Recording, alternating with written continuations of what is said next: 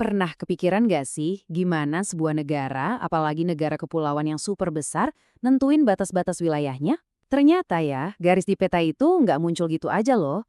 Kadang garis itu lahir dari perdebatan sengit dan pilihan-pilihan super krusial.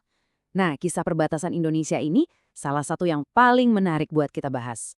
Nah, ini dia pertanyaan utamanya. Gimana sih perbatasan negara kepulauan terbesar di dunia, yaitu Indonesia, sebenarnya diputuskan? Dan seperti yang bakal kita lihat bareng-bareng, jawabannya itu melibatkan sebuah pemungutan suara yang, wah, bener-bener nentuin nasib bangsa kita. Oke, kita coba mundur sedikit ke masa-masa genting sebelum Indonesia merdeka. Waktu itu, ada sebuah panitia yang dibentuk dan mereka ini dihadapkan sama satu pertanyaan yang gede banget yang bakal ngebentuk masa depan kita semua. Panitia ini namanya BPUPKI atau Badan Penyelidik Usaha-Usaha Persiapan Kemerdekaan Indonesia. Salah satu tugas utama mereka apa coba? Yaitu tadi, nentuin wilayah Indonesia nanti bakal sampai mana aja. Coba bayangin deh tugas mereka itu ngegambar peta sebuah negara yang bahkan belum resmi lahir. Berat banget kan? Dan prosesnya ini nggak segampang yang kita kira. Justru, waktu itu ada 3 visi yang saling bersaing. Masing-masing punya ambisi dan cakupan yang beda-beda banget.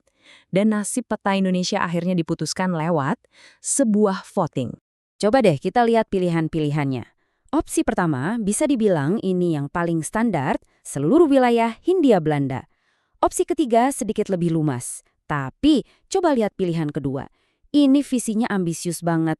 Nggak cuma Hindia Belanda, tapi juga ditambah Malaya, Borneo Utara, Timor, sampai Papua. Ini benar-benar visi Indonesia Raya dalam skala penuh.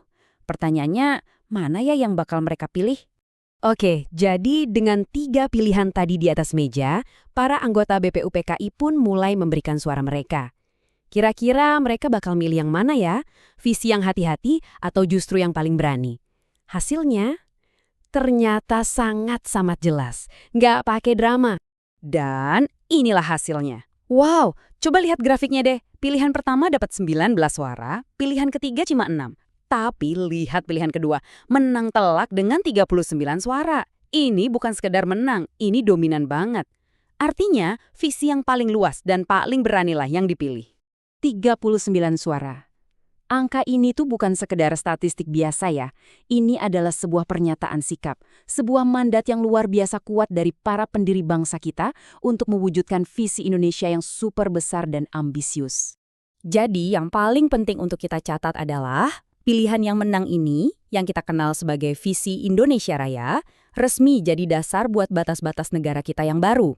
Inilah cetak biru atau blueprint awal dari Indonesia. Tapi tunggu dulu. Seperti yang kita tahu kan, sejarah itu sering punya alurnya sendiri. Visi besar yang dipilih lewat voting tadi ternyata harus berhadapan sama kenyataan yang berbeda. Ceritanya nggak berhenti di situ. Rencana Indonesia Raya yang ambisius itu kan mencakup wilayah kayak Malaya dan Borneo Utara. Nah, seiring berjalannya waktu, wilayah-wilayah ini menempuh jalan mereka sendiri dan akhirnya jadi negara merdeka. Peta yang ada di benak para pendiri bangsa kita pun mulai berubah.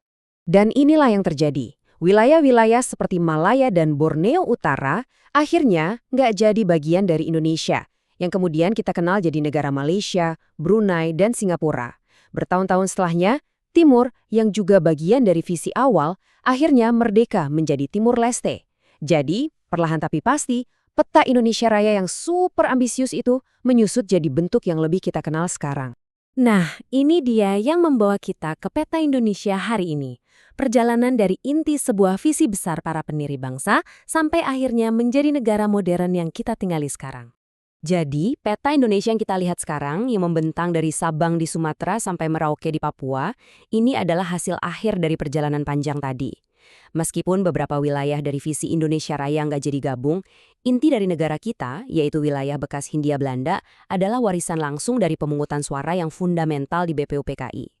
Garis dari barat ke timur ini ternyata udah ada di benak mereka sejak awal.